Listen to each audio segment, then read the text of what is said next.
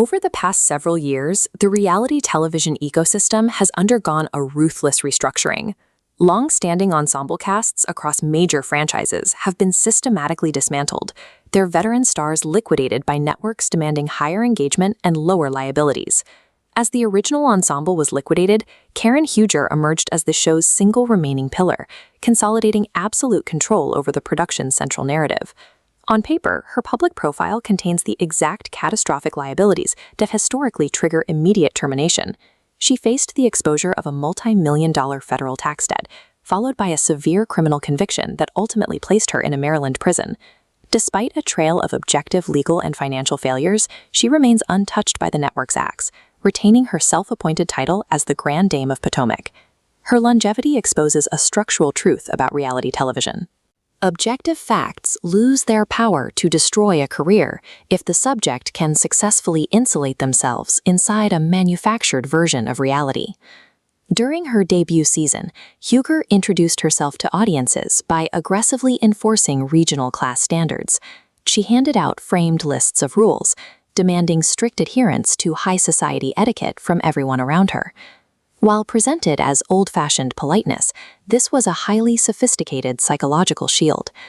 By establishing the rules of engagement, she built a boundary-setting apparatus that allowed her to dictate exactly how, when, and by whom she could be approached on camera. The strength of this protocol was tested during a 2017 crisis. Public records revealed that her husband owed $1.5 million in federal taxes, while his software business carried an additional $3 million in debt. When her co-stars attempted to interrogate her about the missing millions on camera, she refused to engage with the financial audit.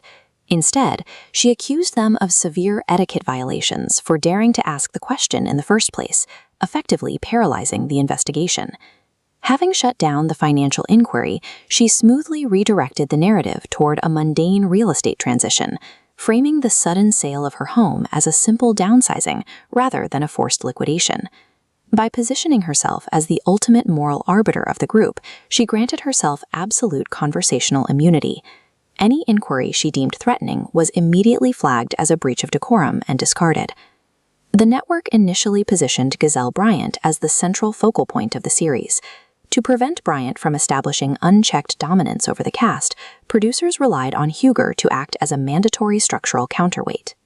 Their relationship started as light-hearted banter, but quickly fractured into genuine hostility.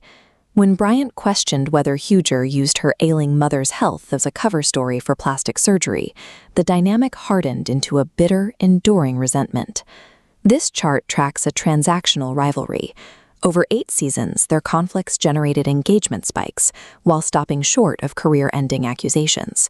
During a volatile reunion, rather than answer for defending a castmate's violence, Huger redirected the conversation to Bryant's ex-husband, keeping heat entirely on her rival. Cultivating a predictable, managed enemy proved to be an elite corporate strategy. Their localized Cold War absorbed the show's oxygen, blocking producers from finding the space to execute a complete wipe of the veteran cast.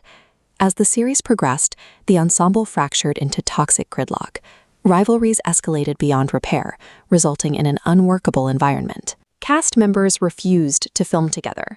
Robyn Dixon was terminated after prioritizing her off-camera privacy. By aggressively targeting other cast members while concealing her own husband's scandals, she violated the network's core mandate for transparency. Simultaneously, Candiace Dillard Bassett engaged in direct, unmanageable crossfire with her peers. Her refusal to de-escalate conflicts pushed her off the network roster entirely. While the surrounding cast cannibalized their own careers through endless proxy wars and inflexible, toxic alliances, Huger adopted a posture of strict neutrality, operating firmly above the fray. By avoiding deep commitments to any single faction, she shed the risks of a target and transformed herself into a standalone production anchor. The network had no choice but to build the remaining structure around her. The ultimate stress test of her defensive persona occurred in March 2024, when Huger crashed her vehicle through multiple street signs and a median, leading to a slew of DUI charges. Body-worn cameras documented the immediate aftermath. She provided evasive, deflected answers to law enforcement, a sequence of events that prosecutors used to secure her conviction. In the wake of the crash, her public relations strategy relied heavily on denial. She explicitly rejected accusations of alcoholism, instead framing the entire incident to millions of viewers as an unfortunate byproduct of profound grief. The discrepancy between her recorded behavior and her later testimony suggests a permanent internal filter. She processes objective evidence, like the objective police station footage, and recasts it into a constructed version of reality she communicates with absolute conviction. This constructed delusion is not a temporary public relations maneuver. It is the permanent operating system required to keep the Grand Dame institution functioning under the weight of catastrophic real-world consequences. This timeline tracks the reality of her legal situation. Sentenced and incarcerated in February 2025, she secured early release after 6 months. Instead of pausing, she stepped directly into the season 10 finale, re-entering a franchise devoid of the veteran co-stars who once protected her. Her uninterrupted employment illustrates the concept of an algorithmic matriarchy. The network's ecosystem is designed to preserve a single, highly recognizable legacy pillar to anchor historical user engagement, regardless of off-screen behavior.